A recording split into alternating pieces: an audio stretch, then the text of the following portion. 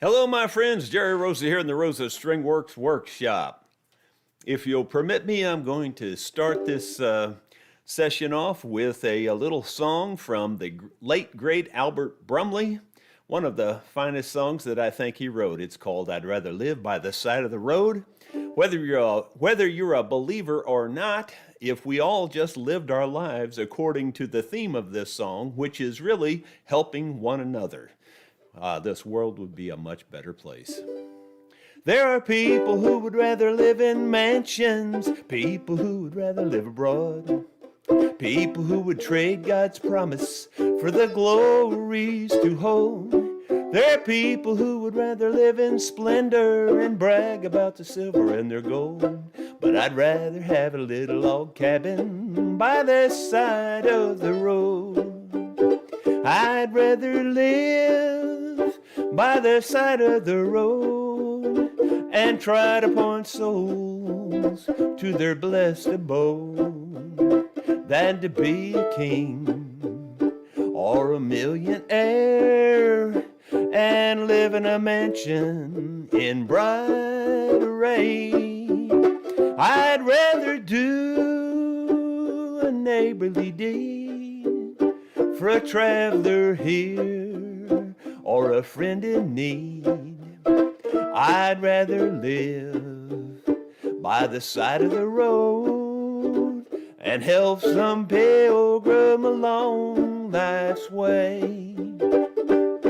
Well, I'd rather have a cabin by the roadside with the pilgrimage of man is passing by and help to point some soul to Jesus in that city on high. Every day I want to help scatter roses. Every night I want my lamp to shine abroad with a welcome from a little bay window by the side of the road. I'd rather live by the side of the road and try to point souls to their blessed abode than to be a king or a millionaire and live in a mansion in bright array. I'd rather do a neighborly deed for a traveler here or a friend in need. I'd rather live by the side of the road and help some pilgrim along life's way. And help some pilgrim along life's way.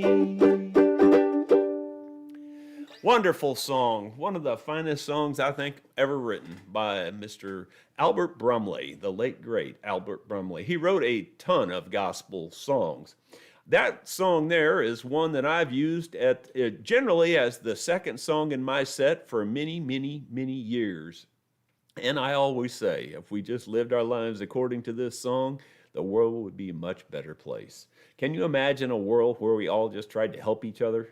I mean, just that's simple. That's all it is. I mean, it's not even complicated. Just would be something, wouldn't it? Well, that's what we're here for today. That's what we're doing. We're helping one another. And at least I hope we are. Let me just hang this up so I don't knock it off. Hang it up there, and then at least I won't knock it off, I don't think. Of course, I could catch my neck on that string hanging down. There's always something.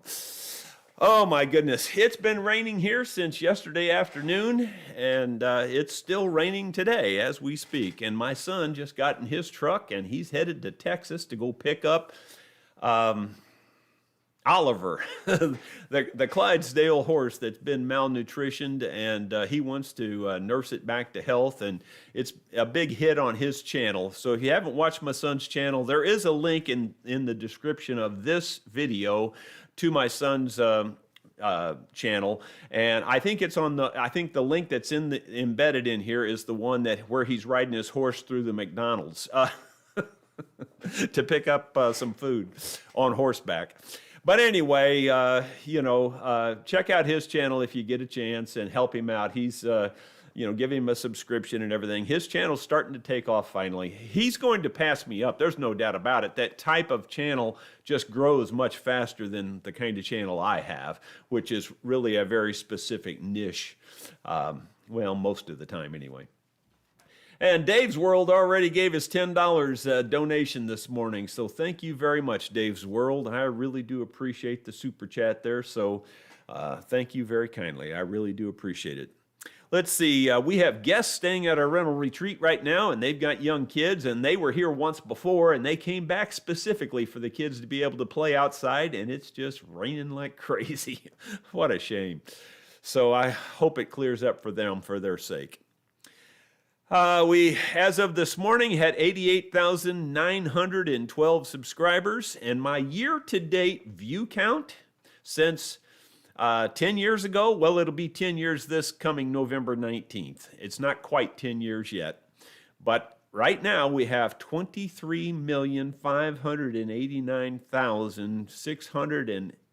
868 views. As of this morning. So we might hit 25 million by my 10-year anniversary. You just never know. I got a viewer gift from Mr. Jim Whitsett, who has also been here and stayed at our rental retreat. And Jim, I want to say thank you, thank you, thank you. Wow, I don't even know if I can show this. It's so big, but I'll try. Oh my gosh. It is a huge box of deer antler. It's bigger than it even looks. There is a lot of antler in there. Oh my gosh. I don't know, there's probably 15, 20 pounds of deer antler in there. It's pretty heavy. Thank you very much, Jim. I really do appreciate it. That really helps me out more than you'll ever know, and I just can't say thanks enough. So the rest of you, if you do happen to have deer antler that you don't need, find it laying around somewhere at a garage sale and you can get it for $1, I can sure use it if you can send it to me. And if for some reason you can't afford to pay the shipping to me or whatever, just let me know and I'll pay the shipping. So thank you very, very much. I really appreciate it. Let's see. We've got 18 questions that you all submitted from yesterday's video, so that's a lot.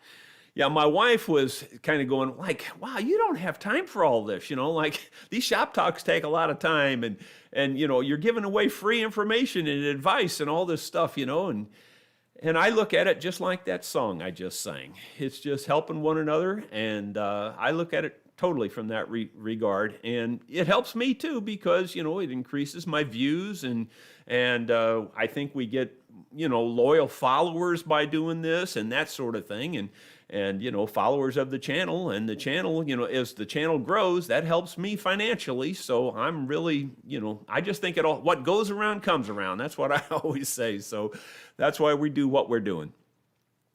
Let me see, moving on. We do, by the way, those questions we have today are good questions and good topics. You're going to enjoy them, I think. And hopefully we can get through those quick enough that we can get to the live questions that are in today's stream. And if you do want to put a question in today's stream, be sure you put some question marks in front of it or I'll never see it. And I hope we have time to get to those. Let's see, the next thing, the status of the plastic bridge Gibson. I'm at a catch-22. It's not a big deal. I'll decide what to do, but I just thought I'd show you to show you my thought processes and why I'm at a catch-22 and that sort of thing.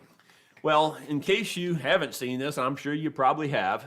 It had a plastic bridge on this Gibson guitar, and I'm not exaggerating. It truly was a plastic bridge. People think I make stuff like this up sometimes. This is the bridge that was on the guitar, a plastic bridge. Well, you know me, I can't live with plastic bridges. So if it's coming in this shop, it's leaving with a real bridge. And so I got the plastic bridge off okay, and there's 12 holes here. Now this is a 6-string guitar. It's not supposed to have 12 holes. So my catch-22 is, do I even bother to plug the holes? That's option 1. And I would like to plug them just because of the surface area. I mean, some of these are pretty good size holes. As you can see, you can almost poke your finger in that one. I mean, it's pretty good size. So I'd like to plug all these holes.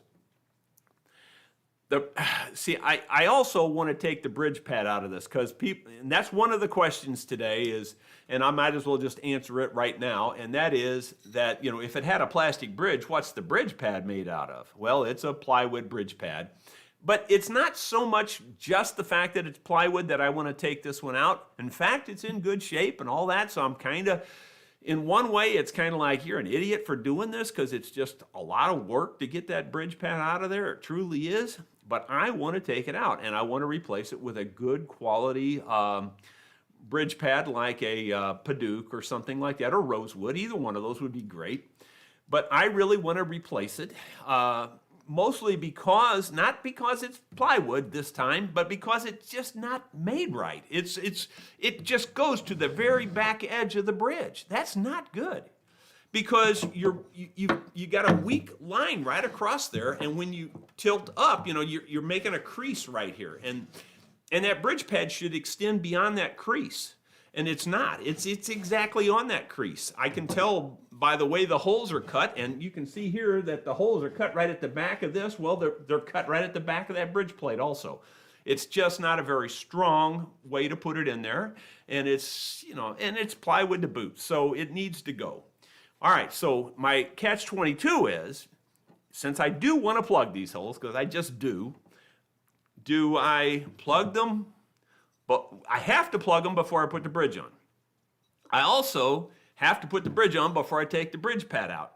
I don't have to, but it's way better to do it that way. And the reason is because you can crack your top real easy if you don't have something here supporting it. So I'd rather get this bridge on here. So the catch-22 is, if I try to plug these holes, the glue is going to probably get down there on the bridge pad and mess that up, and trying to put pins through here without getting them into the bridge pad and then making the bridge pad harder to get off. You know what I'm saying? So it is kind of a catch-22. Like, you're darned if you do, darned if you don't. Every single thing I want to do here, there's a positive and a negative to it, you know, and there's a big negative on a lot of it. So I think what I'm going to really have to do is go ahead and plug these holes and just be extremely careful how I plug them, that I don't get a lot of glue squeeze out down in there, and that I get them, you know, make sure that the plugs aren't so thick that they penetrate into the bridge plate. So, you know, it's just things I have to deal with here and try to figure out the best way to do it. And anyway, so I just want to get them all plugged. That'll just give me that much more gluing surface. You know, I'm not going to plug the 6 holes because that would be kind of silly, but I'm going to plug the other 6 holes. Anyway, it's just not easy being me. I'm telling you, you just don't believe me. Anyway, I'll get it figured out. Removing white moisture spots on a instrument. Now, I've got a little video clip here showing you what I did. I'll be honest with you, just right up front, this is not impressive on this particular video clip. It's the only one I've got showing how to remove these white moisture spots from your finish. It's not impressive, I'm telling you ahead of time, but at least you'll see the process, and you'll see that it does kind of work. Even in this video, it's not working real good though, I'll be honest. I've had it work where it just, you can even tell that there was ever a white spot there. I mean, it usually works that good.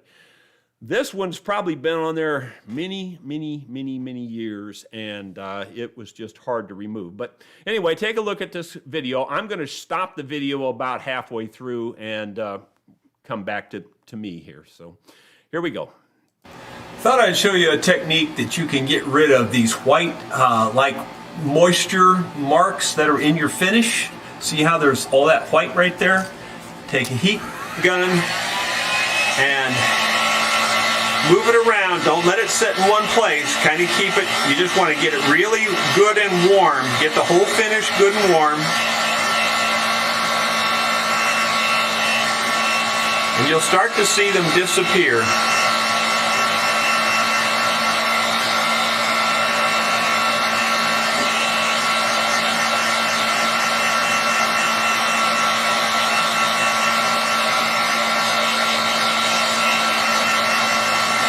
These are pretty bad, so it's going to take quite a bit, but you don't want to blister your finish. You want to just kind of get it good and warm. This is variable heat gun. I don't have the heat turned up as hot as it can go.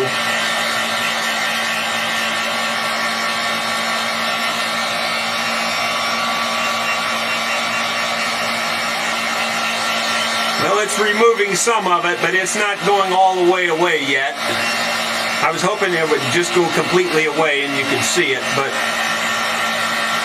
it's definitely removed a lot of it.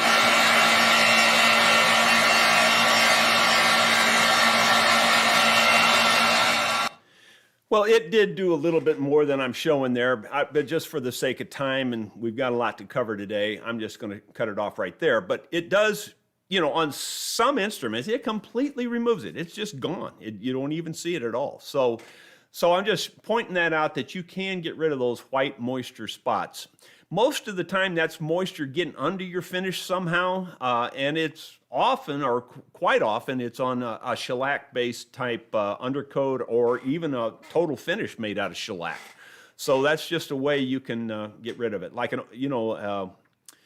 what's the type of finish? I can't think of it now. You know me and names of things. The hand rub finish that you do with shellac. I can't think of what it's called.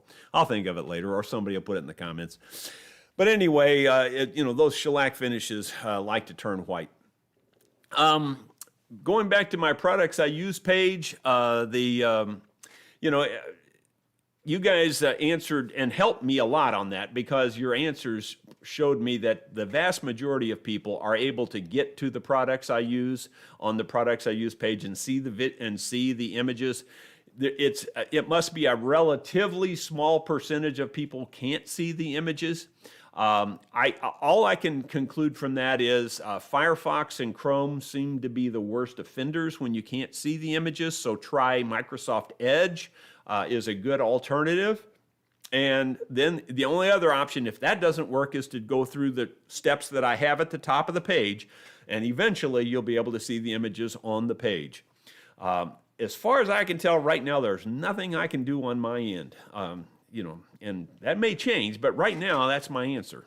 So, and I would, you know, love it if you could see the products, because I think there's some good information there too. So this next one here doesn't cost you any extra, but I just saw a video this morning, and I've seen quite a few videos on this particular person, but I just thought I'd throw it out there. Caitlin Toohey. Do you know who she is? Caitlin Toohey is a sophomore in college, and she's a track star. And man, is that girl setting some records. I mean, it's unbelievable. She just runs off and leaves the field, especially on the distance runs. I mean, she won the one today, a 3,000-meter run that I was watching. She won it by 10 seconds. It's just nuts. The girl is just crazy, and she's only a sophomore, so she's going to set all kinds of new records. So if you haven't seen her yet, you might just, and if you're interested in sports and things, you might want to check her out. Caitlin Toohey, and that's Toohey is spelled Tuohy. Like I said, didn't cost you any extra. TED Talk. I'm not doing one. But I got a call last night, or not a call, but a text actually, and it's from a gal apparently has some connection to the university here in Rolla, and I've played music on their big stage there before at the Leach Theater, and apparently they have some kind of a thing that's somewhat similar to a TED Talk, much smaller scale though, and they've kind of asked me to do something there, and we haven't worked it out yet, and it may not even happen, but I just thought it was kind of an honor to even to be considered. So you know, I told her some of the things I could do, and she up to a certain point, she was answering me right as soon as I'd send her something, she'd answer right back, you know. Well, at this point where I told her all the different things I know and can do, and, you know, and have them on YouTube, and, you know, whether you're talking instruments or artifacts or whatever, you know, I just gave her a bunch of my things that I could do talks on. I didn't hear back from her after that. So I either overwhelmed her, or she went, "This guy's an idiot. I'm out of here. I'm sorry I ever started this conversation." So that may be where we ended up. I really don't know. But anyway, we've got 163 people on here at the, well, the instant I said that, it changed to 149. Okay, I won't talk about it anymore. Oh my gosh. All right, getting into the questions and comments and topics. John Chanel, I guess. It's spelled kind of like channel with an extra L, so I'm going to say Chanel. I'm looking for the song I'm having a yard sale. Do you have the words and the chords? That was a song I recorded from the Morrow Sisters. Now, I actually played on that album with them. I played mandolin on it, of course. But anyway, that was a song that they have the rights to, if you will. I allowed Emery to put it on one of my videos, and there has been a lot of questions and comments about that song, Having a Yard Sale. And anyway, I've been referring everybody to the Morrow Sisters. Patty Chandler Morrow is her name. She's the only surviving sister at the moment. And anyway, you know, you could probably find them on YouTube, the Morrow Sisters, and maybe get a hold of Patty. Or if you can't get a hold of them and you want that song, then maybe email me and I'll just send you Patty's email address. Mark Morrison has a question. I have my own nightmarish IBM, I can't read, Ibanez restoration going on. It's an undersaddle pickup which the owner wants to keep. I made a nice new and well-fitting bone saddle, but the high E string buzzes like a banshee.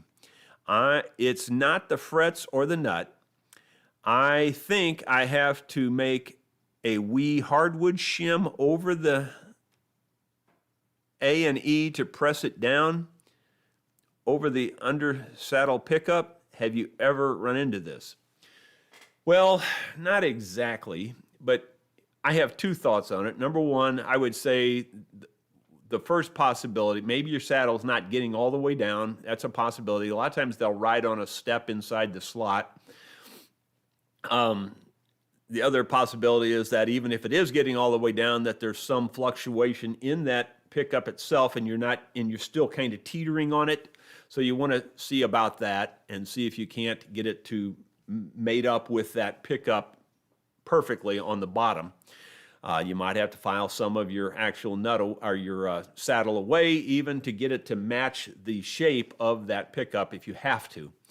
But then here's the simpler possible solution too, because whenever the E and the A buzz like that, and you're sure it's not the nut, and you're sure it's not a fret, well, the saddle itself. I mean, while your saddle may fit real well and look real pretty and all that, the saddle can buzz, and it really can buzz, and I see that a lot. In fact, that's probably one of the most common things I see is the saddle itself buzzing. So that's why I always make my saddles with an angle. I don't ever make them round on the top.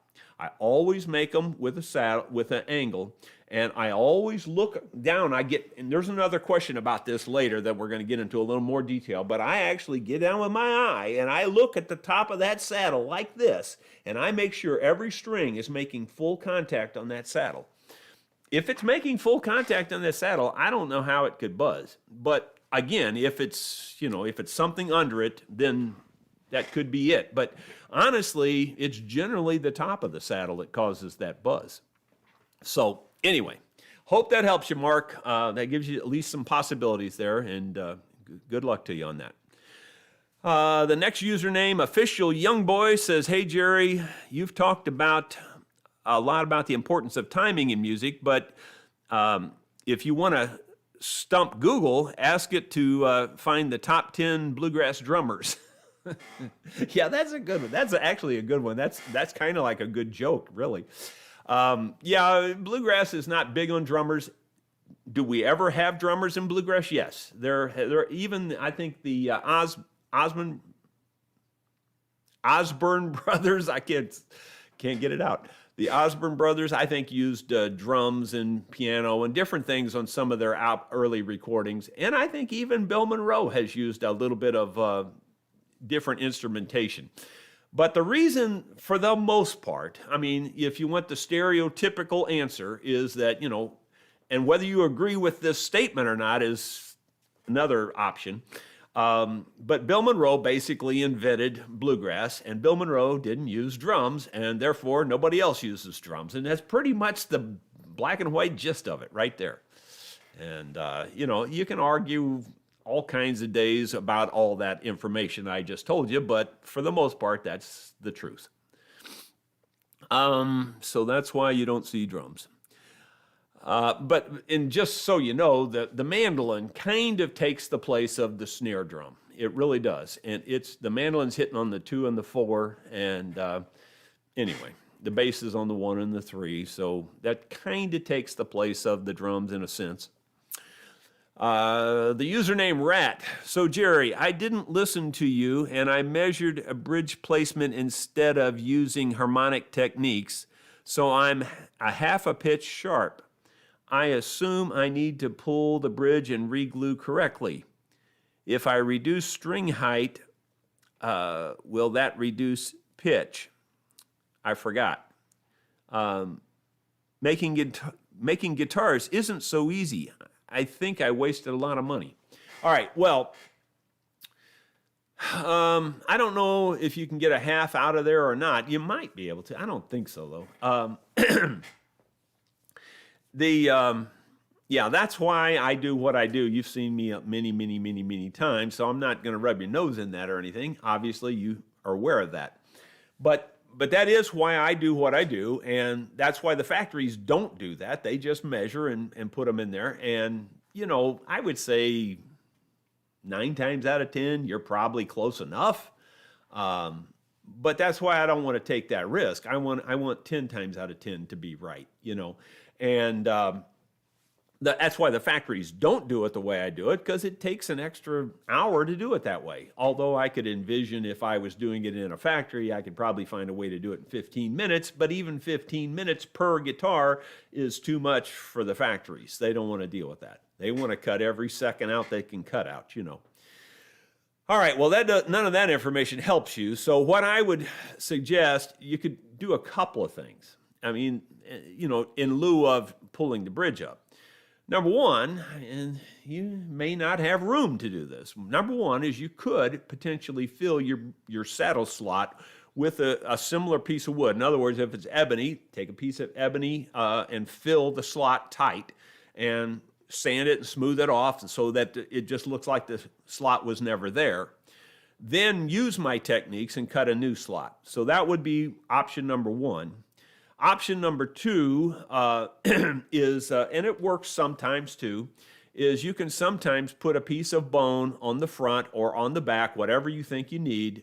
If you need to move the string further back, which is what I'm assuming you need to do, you put the piece of bone on the back side of the saddle, and then you just file that back. And just, you only need a piece as wide as your worst offending string or strings. So you might need, in other words, you're just putting it on the top edge of your saddle, but you want it to ride on your bridge. In other words, you want it to fit the shape and top of your bridge, but you're CA gluing it back to the back of the saddle. That widens your saddle out and allows you to file it further back. And you probably could get your problem fixed with that method, or greatly improved if not fixed. So that's another possibility. That's a second option. The first option is probably your overall best option, and of course your third option is to remove the bridge and redo it. But good luck to you on that, and listen to me next time. I'm kidding you. I hope you have good success with that. I hope you get it fixed. Bert Rodriguez, I'm always asking questions, LOL, but I just want to thank you for the recommendation on the Simmons book years ago. Yes, I've been watching that long.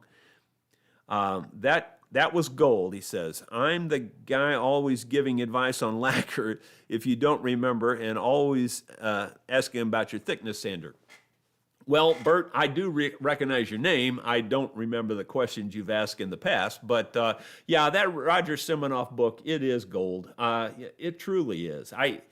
I'm just thankful I started out with that book. And, being a mandolin player, you would, start out with that book. But even if you're a guitar maker, that book is gold, I think. I mean, because all the techniques, I shouldn't say all, but most of the techniques he uses, you can apply them to guitars. And I think it's a great book. So if you don't have the Roger Siminoff book and you're wanting to learn more about building and repairing instruments, get the Roger Siminoff book. Now I have both versions. I have the original and an updated and his newer updated version. And quite honestly, I haven't really gone through the newer updated version in detail. I've only gone through the original. But it's a good book. Paul Akers, can you explain the options for correcting a bulge in acoustic guitar top to bring down the string action? Slight, prominent, bad. Thanks for all you do and for the shop talks. Well, Paul, I think he's also Zappa, isn't he? Isn't that the same guy? I'm not really sure about that. Zappa and Paul Akers, I think, are the same person. Not positive. Anyway, I see their name a lot. I don't know. This one's a hard question. This is an all-day discussion. I could do a whole TED Talk on this if I had to. I'm trying to think of a way to shorten it and give you some better stuff. There's all kinds of bulges here. I mean, there's bulges behind, there's bulges right on it. Like this one here has got the bulge right on it. It's cocked like this. That's because the bridge pad underneath it stops at the back of the bridge. So there's all kinds of problems that cause it, first of all. You got to know what caused it first, I guess. Your bracing coming loose can cause it. So you got all those things to consider. And so I can't give quite as concise as your question is. I can't give quite as concise answer. But you want to make sure internally first, I guess, that you got all of your bases covered, that there's no problems inside first. Like on this one, there is a problem, in my opinion. And it's just my opinion. You might go to Gibson with this guitar and they go, no, it's perfectly fine. Well, in my opinion, it's not fine. This bridge pad is screwed up, in my opinion, because it stops right on that line. It should stop at least a quarter inch behind, and probably a half inch behind would be much better. And then you're transferring all that stress. See, where the way they've got it, you're putting all the stress on that same line, which is really stupid. So that's the things you got to consider, Paul, is you got to decide what's caused the problem. And that's what you got to go after and fix. And often a new bridge pad and a new bridge will fix all these bulges because you're forcing it all back down to good stuff, Sometimes it takes, fixing the brace or getting the brace glued down. And honestly, Paul, that's about the best I got. That's a hard question. That's an all-day question right there. I mean, I seriously could talk about that all day. So I hope that helps. Clyde Lewis, another name I see all the time, says, hi, Jerry. It's amazing that plastic bridge ever held. When you are taking the back off a guitar, do you sharpen your palette knife that you use? For really tough cases, do you ever use one of those ultra-thin razor saws or a scalpel to get the opening started?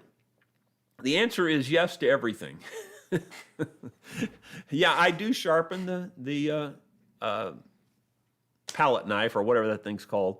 I do sharpen that. And I sometimes use heat, but if I do, I usually heat the knife and slide the knife through.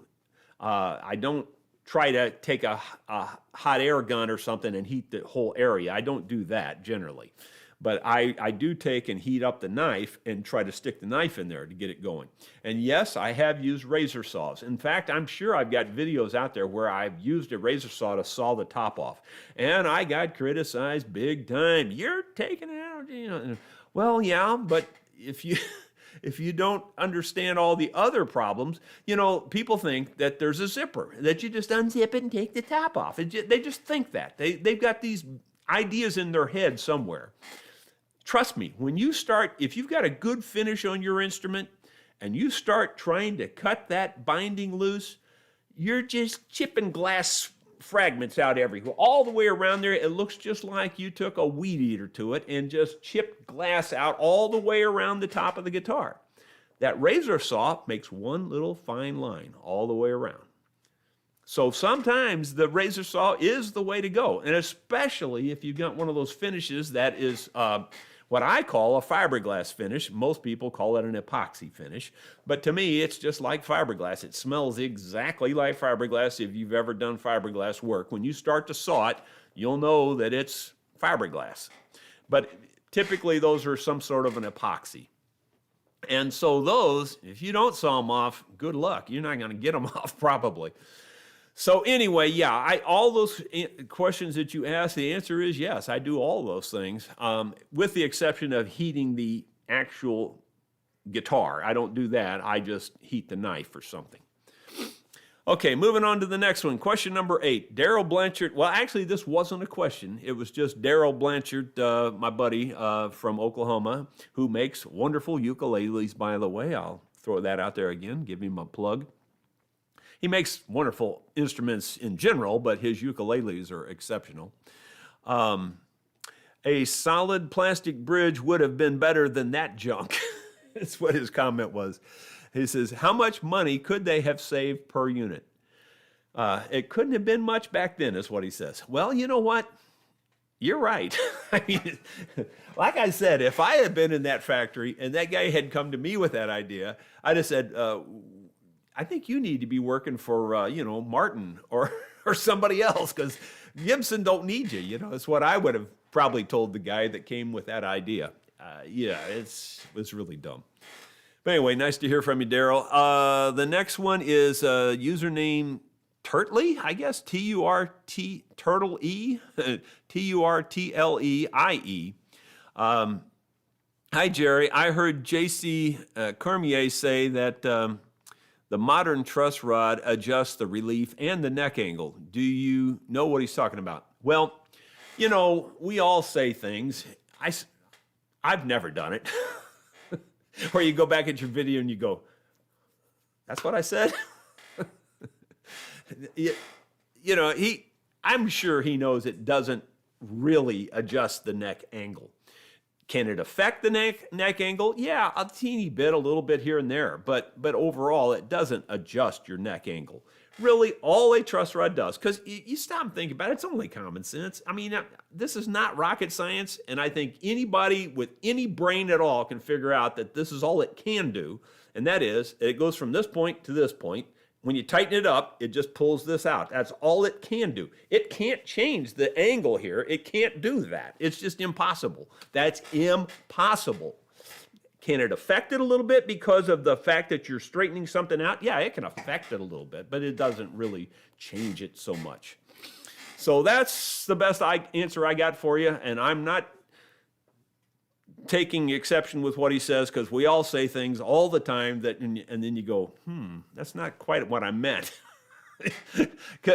I do that a lot in my videos. That's what a lot of times you'll see those text things is I'm trying to clarify what I said, because it doesn't really make sense what I said exactly.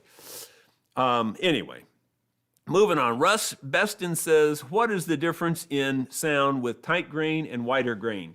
Well, here's another one of those deals where you ask 20 people and you probably get 20 answers, but from studying Stradivari, which I did, and I studied him very, very, very much. People think I exaggerate things, but honest to God, I'm not kidding you at all. I went to the library every single day on my lunch hour for about 2 months, maybe 3 months or more. Every day I went to the library on my lunch hour working downtown. It was within walking, in fact, it was just a block away. So I walked over and read everything I could find on the old violin masters and Stradivari and everything like that. So I go to that, where that's my basis of understanding instruments. And he was big on the fine grain, and he was big on the fine grain for the fact that it's strong. And then a lot of the modern builders today, though, say you got to have the wider grain to give you the woodier sound. The woodier sound does come out of the wider grain. There's almost no question about that. And you will get a little bit higher note or higher tone out of your closed grain, but because it's stronger, you can also carve it a little bit thinner. So, Stradivari was no dummy, and he learned that to get the most volume and the best tone, you carve it thin and you carve a low arch. You don't carve the big high arch. The high arch has a higher sound, has a higher pitch to it, and the lower arch has a lower resonance to it, a lower tone to it. And carving it nice and thin. But then again, there's always a point of there's always a point of diminishing return, and that if you pass that point, then you've screwed up. And that's what happens with a lot of mandolin builders that I've seen. They go too thin, and then their tops cave in. So, the answer to answer your question, I guess, in general, the wider grain gives you a flatter, woodier tone. The narrower grain gives you a little bit higher pitch tone, but it's a lot in how it's carved. That can change almost everything. So I stand by what I've learned from Stradivari about the carving is the most important part of it. Let's see. Henry Miller. I put an editorial comment in that this is a really good question. I don't remember the question, so I'll have to read it. He says, I'm in the process of converting a Guild D1212 to a 9-string guitar a la the late bluesman Big Joe Williams. I am able to do most of the work with the tools I have. However, I have cut notches in a bone blank that is the correct dimension. Is there a less expensive set of files that will accomplish this, or is this just something I have to spend money on to get good quality? Also, I'm using a 0-fret nut, and I'm wondering if these employ a different squarer notch shape than the typical nut does. I have a small Ibanez guitar that has squared off notches, even though it doesn't have a 0-fret. Finally, how important is it that the width of the notches match the diameter of the strings? Is ballpark close enough? Well, yeah, I think that this is a really good topic, a really good question. And in my opinion, and you have to, obviously you understand that everything I say is my opinion. In my opinion, there's way too much attention paid to the nut. In my opinion, the nut holds your strings in place. It doesn't do a whole lot more than that. It doesn't do much for your sound because all the sound happens at the other end. And again, common sense ought to tell you that. Not to mention the fact that you're noting the strings, and once you note it, the nut's pretty much out of the picture because everything vibrates from this point back. Very little happens at the nut. I know there's a lot of people, I've even seen them on YouTube, that argue with that, but you're asking my opinion, so that's my opinion. So to me, the nut is overhyped tremendously, in my opinion. And yes, you can do things with your nut that you don't have to have the expensive files. For years and years and years, in fact, for 35 years, I would say for 35 years, I didn't have any nut files. 35 years, because we're going on my 40th year. This is all I ever used. Now, I'm good with this. Now, I'm not saying everybody can do this. I've just learned to do it over 35 years. When you do it for 35 years, you get good with this thing. So it's just a fret saw, but I would just, a straight slot on the treble strings is pretty much all you need for at least the 2 steel strings. Then all your wrapped strings, then you learn how to just kind of rotate it, and you basically are sawing the sides of the slot as you go down. And then when you get to the bottom, you just kind of just lightly, you're not pushing, you're not sawing a log. It's just kind of letting it lay on there and kind of do its thing, And it's fast. It's really fast because it's got teeth on it and it doesn't build up like a file does. The files, that's what aggravates me about the darn files. I use the files, don't get me wrong, but they build up, the stuff gets stuck to them. Where this doesn't, that never has that problem. So this is much faster.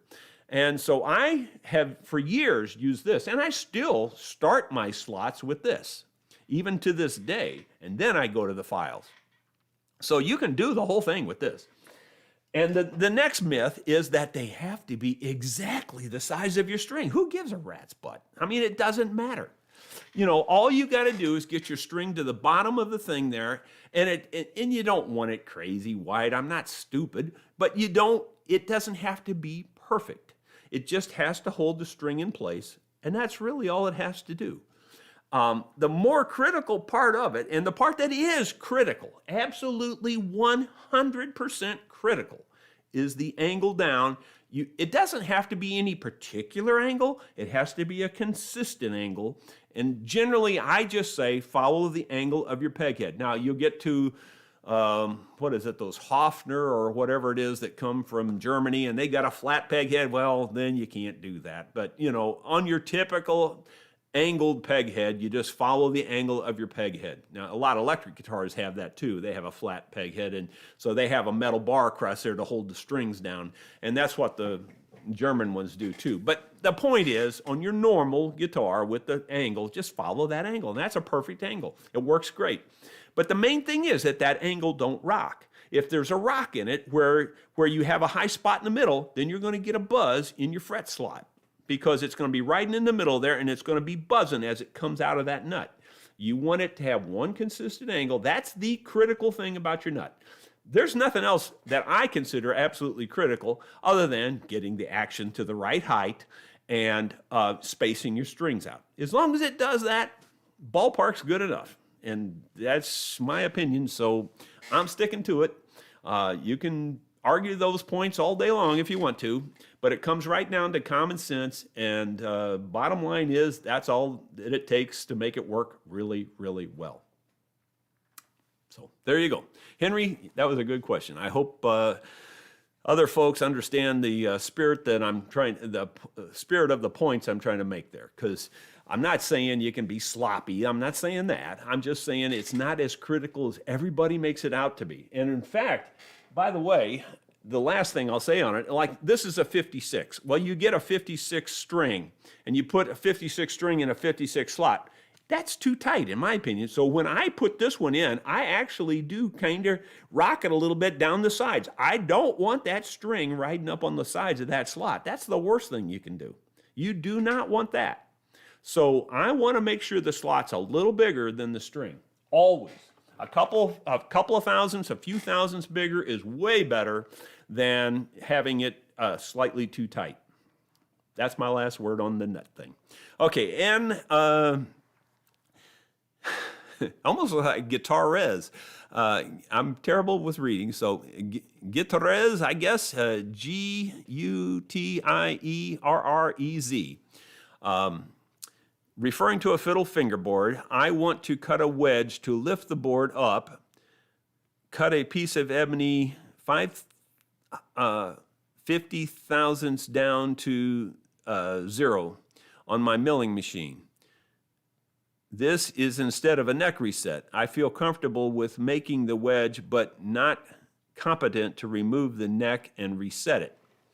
Yeah, well, I don't have a problem exactly with putting a wedge under there. Now, on a fiddle, generally, I do reset the neck and don't put a wedge on a fiddle. Now, on a mandolin, I'd rather put the wedge under there because taking a neck out of a mandolin can be a absolute nightmare. So, on a mandolin, I would be more inclined to do the wedge. On a fiddle, I'd be more inclined to reset the neck. But in fact, I have done wedges on both, to be truthful, but generally it's for some other particular reason whenever I would do it on a fiddle.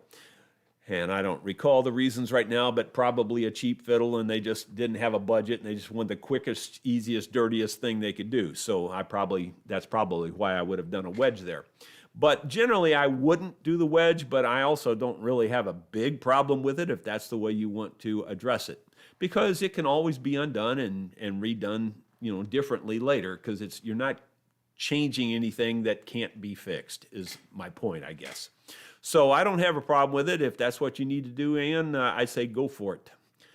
And that Ann could be the husband using the lady's username. So that, I don't know if we're talking with a man or a woman there, but talking about a milling machine, not too many women use milling machines, but I do watch some women on YouTube that actually do use milling machines. So there you go.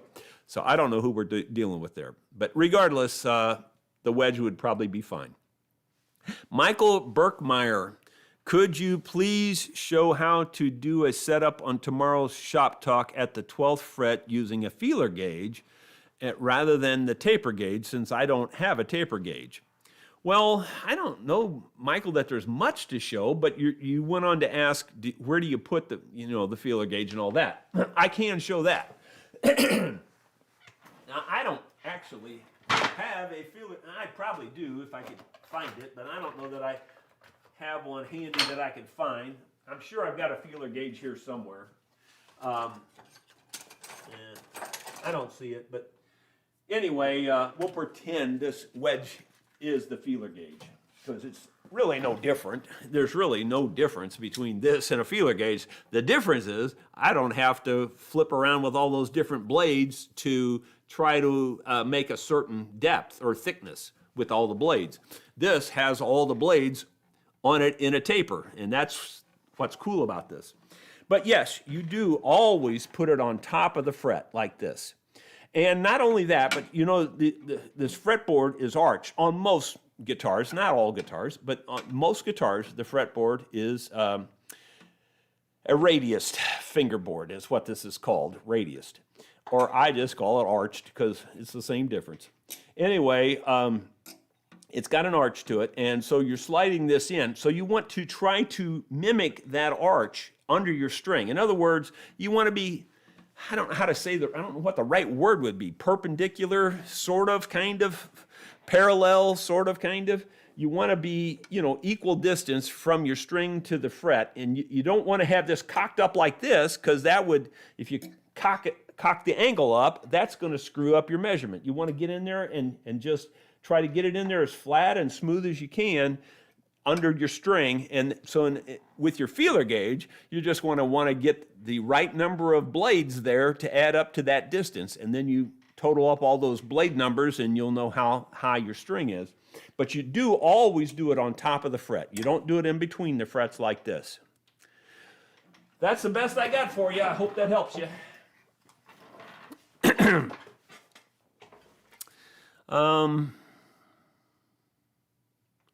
All right, Bill and Murray White is the username. Hi, Jerry. Have you ever refretted with a wider tang to compensate for too much underbow on a non-truss rod, like say a 1984 D35? Been watching you for a long time and sure enjoy your show. Well, thanks, Bill and Murray White. The answer on that one is kind of yes and no. I wouldn't say I've purposely done it that way. I know for a fact that when you, most of the time when I'm making a fretboard or whatever, I'm doing that on my bench, it's off the instrument. And I know for a fact when you drive your tangs in, it makes an overbow in your fretboard. It just does. It does every time. It doesn't do it sometimes, it does it every time. So just driving the tangs in will make an overbow. So yes, if you had a severe underbow and you were able to put in larger tangs, for sure, that would help you with your, help you with that underbow and help pull some of that underbow out. Now, if I were doing it for that specific purpose, which, like I said, I don't recall doing it that way, but I'm sure I probably have in 35, 40 years. I've probably done it at least once. Just don't remember it. But if I were doing it for that specific purpose, I would like to pre-stress that neck a little bit. In other words, I I'd want to have it supported under here, and I would like to have some pressure pulling down here and some pressure holding back here at the neck block, back at the neck block, and on the peg head, and have something under here. And I would like to have some pre-stress on that. Not a ton, but some pre-stress, so that tends to start to pull the underbow out already. And then when you drive your frets in, you're gold. So that's how I would approach it if it were me doing it for that specific purpose. Hank Grant, do you have a video on your thickness sander build? Example, the material sources you use. Yes, and Hank, I'm going to answer your question, but I'm going to hopefully address a bigger thing on this. I get all the time questions about, do you have a video on XYZ? Do you have a video on this? Do you have a video on that? Well, the quickest and easiest way to find anything that I have a video on is you just go into YouTube, and in the search blank for YouTube, not the one up at the top for Google, but the search blank inside of YouTube there, if you just type in RSW, because that's why I put RSW in the title of every single one of my videos. Well, except for now the vlogs, I don't have them. But when you type in RSW and then you type your subject, like thickness sander, you'll find all the videos on that subject. And there are several videos out there, but they're early videos. They're in the 80s or somewhere like that. I just sent that information to somebody else yesterday. So I just don't remember which videos for sure, though, because if I told you, I'd be wrong. But if you just simply do that, just go into YouTube and type in, RSW thickness sander, I guarantee you'll find them. They come up real easy, no problem at all. So good luck to you on that, and I think you'll enjoy those. Let's see, I was looking to see what else he had there, because it's a longer question than that, I think. Do I need a metal lathe? Yes, I used a metal lathe to build it. Now, my friend Victor up in Canada, which we stopped by, he was building one using pipe and pipe threads and things. So you might be able to do it just by, fabricating a little bit, but using off-the-shelf parts, with large diameter pipe threads and nipples and things, and you might be able to do that. So that's kind of what Victor was doing up in Canada. Let me read on here because it's a longer question. It says,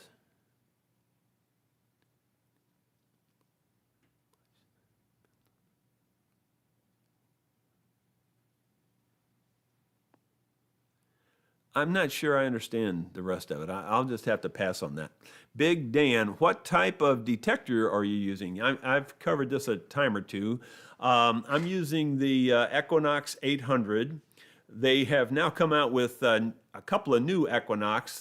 They have the Manicore, which is the high dollar one, and they have a 900, which is kind of like it's almost like the twin brother of the 800. I really don't see a benefit to going to the 900 at all. There's almost no difference at all.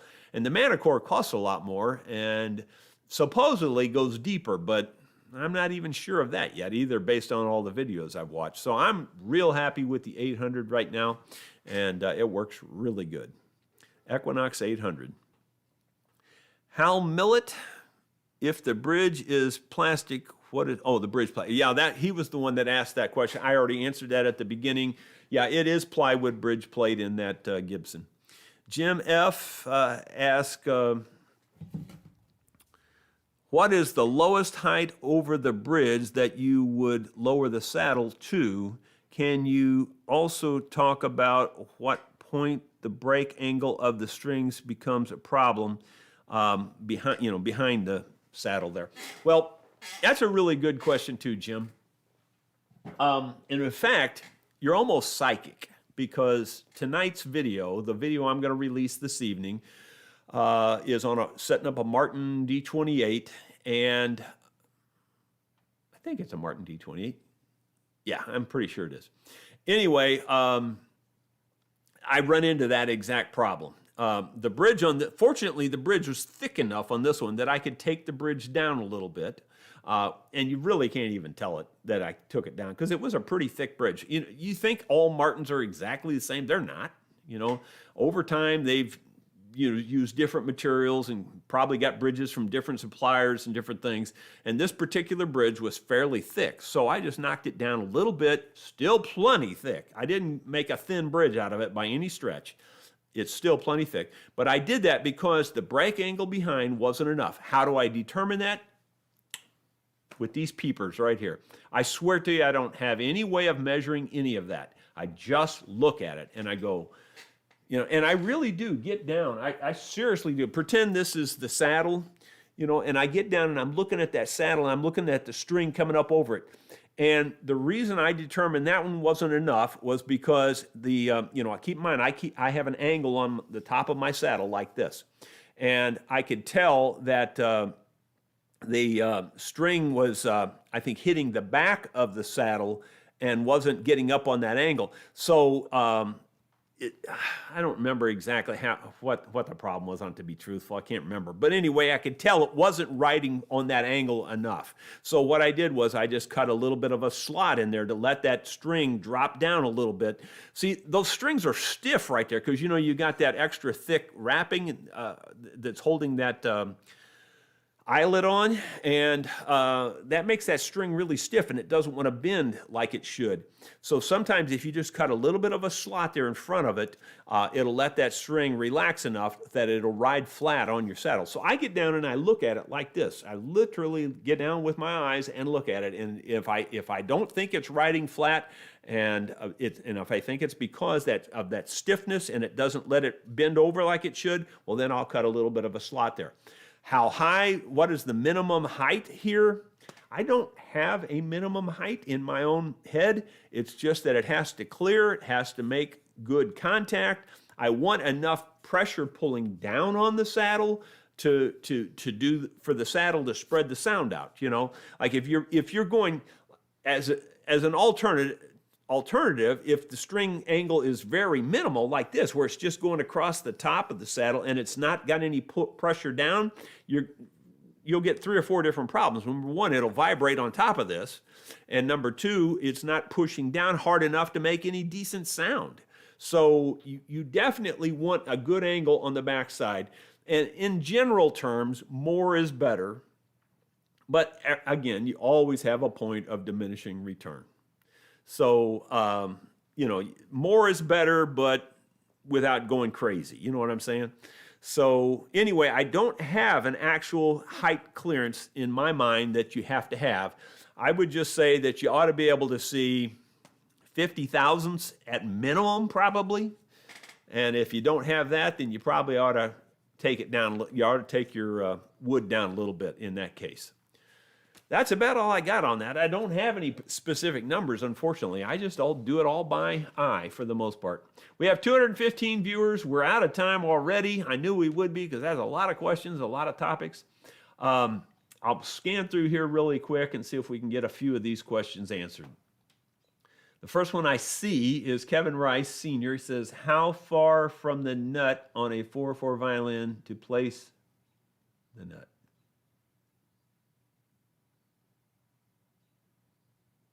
I don't get that question. How far from the nut on a 4/4 violin to place the nut? Only thing I can sort of gain out of that is you've got your peg box, and are you talking about the distance out of your peg? Your nut has to be on the end of your fingerboard. It just has to be there.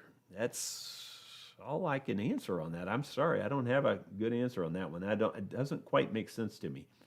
John C., would Jerry Rosa ever use a bridge doctor to correct a belly bulge? Well, John, I've discussed this topic quite a few times, and the bridge doctor does do what it says it does. So I say, yes, it does do what it says it does. Would I use one? No, I would not use one, because I don't like what it does to the sound. It's just that simple. And I know some brand new instruments come out with these things already pre-installed, and they got all over me for saying that I didn't like them and all that. I mean, they sent me emails and stuff. They didn't like me at all. And I'm sorry. I just don't like bridge doctors. They steal sound away from your instrument. Now, if you had a cheap instrument and you just wanted to fix it so you could play it, I'd say go for it. You know, I would do it even on a cheap instrument, but on a Martin guitar or a Gibson guitar or something that's a nice quality instrument, no way. I would not put a bridge doctor in it. Period. End of discussion. Ain't happening. Okay, moving on. Next question. Gordon Bartlett. He says, on the Gibson, could you cut out the holes and make a spruce insert? It would give access to the back of the bridge plate for easier removal than glue. Yeah, you could do that, Gordon. I kind of sort of did that on that one where the whole thing was tore out on that Regal Rec. The whole area was tore out. So, I mean, there's ways to do it, but I want to do this without creating any additional problems or damages, and I think just filling the holes is probably my better way to go on this one. At least that's what I think right now, although I could change and do something like you're talking about if it's not working out. What is your opinion on compensated nuts? Jack, I've kind of discussed this one a time or two before too, and I am not in favor at all. Zero, no, you'll never convince me that that's the way to go, not ever. Because compensated nuts are a compromise. That's all they are. They're not a fix, they're a compromise. And I can explain that, and I can take all day to explain it, but I guarantee you it's a compromise, it's not a fix. And no, you'll never see me do that. William Louvry, how many coats of True Oil should I apply? Until you're satisfied. And that's not a smart aleck answer. That's kind of the way it's the truth. You want as minimum amount as you can put on, but you want enough that you're satisfied. And that's the truth of it. Generally speaking, I'd say 2 to 3 coats, maybe 4 coats, something like that. It depends how you apply it also, by the way. But you can't apply that stuff very thick. It will run on you, I guarantee you. I don't care how you apply it. I don't care if you apply it with your fingers. I don't care if you apply it with a rag, a cotton swab, or a brush, or you spray it like I do. That stuff loves to run. It's like it's meant to run. That's what it does better than it does anything else. It's a great finish, but it likes to run. So put it on thin. And I would say 3 or 4 coats. If you put it on real thin, it's going to take more coats, of course. But you want to put it on as thin as you can put it on. Good luck with it. But really the answer is until you're satisfied. That's really the answer. Zappa says, no, I am not Paul Akers. Oh, okay. All right. Seems like your name is similar to that, though. I don't know. I've heard your name before, but I can't remember what it is now. Or I thought I heard your name. I don't know. I dream things sometimes, Paul. Let's see. The outboard Tinker 62. Jerry, is tight bond pre-mixed genuine hide glue good to use on violin repairs? The answer on that one, I have to just beg off and say I've never, well, really, I don't think I've even heard of it until this question. So I don't know anything about that. Sorry. So I don't know. Let's see, moving, it jumped on me. I was going real good there. It jumped quite a ways, I guess. Doggone it. Yeah, it must have jumped a long way. I keep scrolling back up. All right, here, I think I found where I was. Okay. Sorry.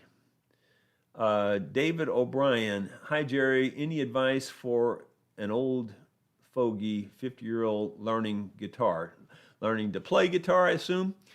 Well, switch to mandolin. Switch to mandolin and buy my mandolin course. Honestly, there's nothing easier to play than the mandolin if you learn it the way I teach it on my mandolin course. At least that's my opinion. I'm going to stick to that. But honestly, I don't know of any particular tips and tricks to make your guitar learning easier. Guitars are hard on your fingers. They hurt your fingers really bad and all that. And of course, you want to get the good action set up and all that. But that would probably be my biggest tip, is make sure your guitar is set up really well. And especially when you're learning, use even extra light strings. Won't hurt nothing. Just use extra light strings, and it'll just make your learning experience a whole lot more fun, especially till you get your fingers toughened up. So I guess that's my best advice I have right now. Jim F., thanks a lot for answering my question. I'll watch your next video. Yeah, that one tonight is kind of addressing that, I think. I don't know that I go into great detail on it, but you'll see that I do have those issues. Thanks a lot for answering my question. Oh, sorry. Tired Maestro, great question, wanted man. When do you use a scraper versus sandpaper? Well, if I've got quite a bit of wood to remove, I'm almost always going to go to a scraper or some other tool, like a finger plane. But, you know, a scraper will take off a lot more wood, a whole lot faster. The advantage of a scraper, I guess, is that's the first advantage. And the second advantage is that it also leaves it very smooth, where you have to do almost no sanding or very minimal sanding. And the old timers, the good old boys club that I often talk about, the ones that charge you $40,000 to fix a crack in the top of your violin, those guys, you know, at least out in public, would never think about using sandpaper. They would only use a scraper, because that's what Stradivari did.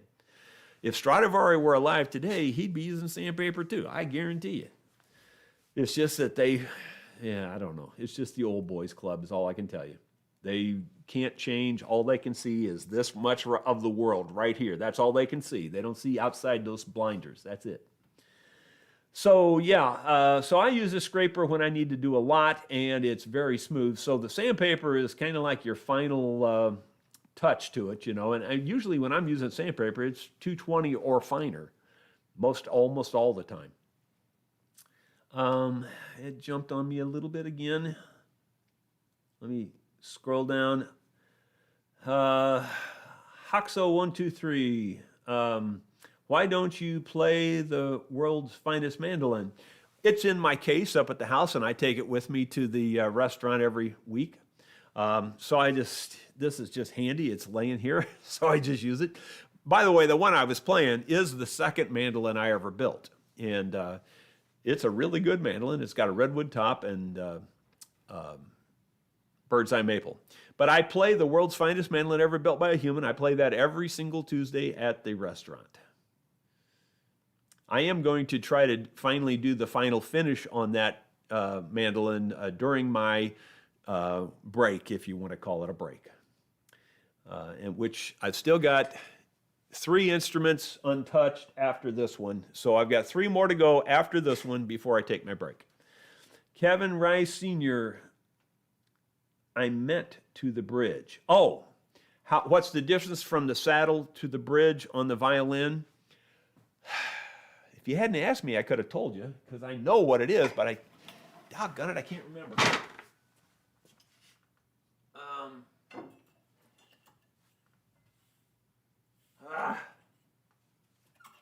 I don't know. Off the top of my head, I can't. I've always got a violin in front of me, and I measure it, and I know what the number is when I see it on the ruler, but I can't tell you off the top of my head. I want to say it's 235 millimeters. Doggone it.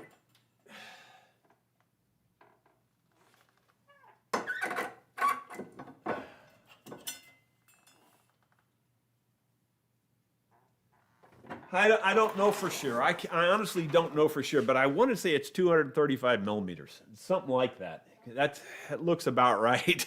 But I don't, without having something here to check it with. I'll try to remember that and try to put that in the next vlog or something to cover that. Ask me again next week if I don't answer it between now and then on a vlog, but I'm sorry, I just don't know off the top of my head. Yeah, Zappa says his name is Paul. That's what I was thinking. I thought his name was Paul. So I thought Paul Akers and Paul Zappa was the same person, but apparently not. Okay, James Freestad, which system is more accurate, inches or metric? They're the same. There's no difference at all. There's really no difference. You might get somebody that has an opinion that it's different, but there's no difference. Which is more accurate? Kilometers or miles? It's not a question of being more accurate. It's which one are you used to using, and which one can you do a better job with. They're just fine either way. And I can use both of them. I use millimeters and inches. And I do it interchangeably quite often, actually. And I know a lot of you have seen me do that. Some of you go, how do you do that? Doesn't that get confusing? But there's no difference in accuracy.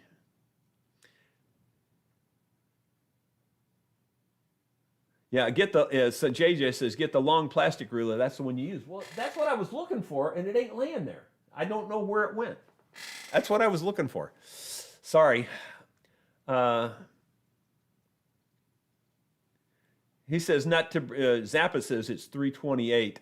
It don't sound right to me. I don't think that's right. I mean, at least that's not the one I use. Might be 325. Might be 325.